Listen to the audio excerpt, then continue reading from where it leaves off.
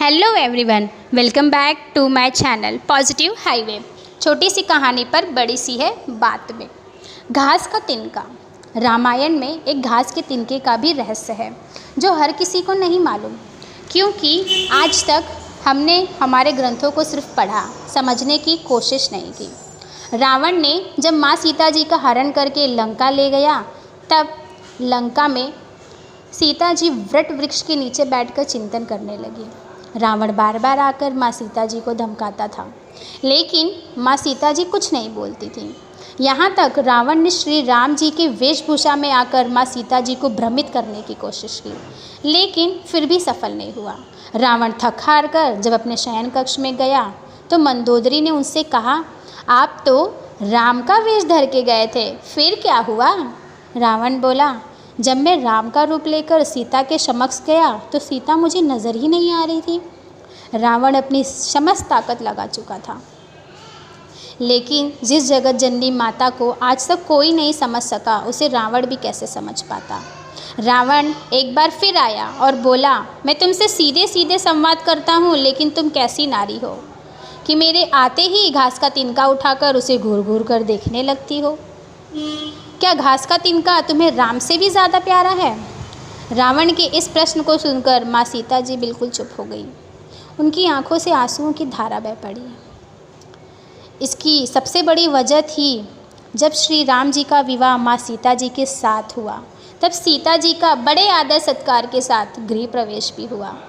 बहुत उत्सव मनाया गया। प्रथानुसार नववधु विवाह पश्चात जब ससुराल आती है तो उसके हाथों से कुछ मीठा पकवान बनाया जाता है, ताकि जीवन भर घर में मिठास बनी रहे। इसलिए माँ सीता जी ने उस दिन अपने हाथों से घर पर खीर बनाई और समस्त परिवार, राजा दशरथ एवं तीनों रानियों सहित चारों भाइयों और ऋषि संत भी भोजन पर आमंत्रित थे। माँ सीता ने सभी को खीर परोसना शुरू किया और भोजन शुरू होने वाला ही था कि जोर से एक हवा का झोंका आया। सभी ने अपनी अपनी पत्तलें संभाली। सीता जी बड़े गौर से सब देख रही थी।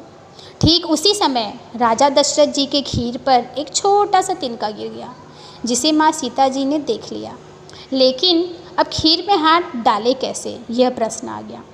माँ सीता जी दूर से ही उस तिनके को घूर कर देखा।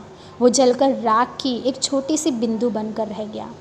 सीता जी ने सोचा, अच्छा हुआ किसी ने देखा नहीं। लेकिन राजा दशरथ माँ सीता जी के इस चमत्कार को देख रहे थे।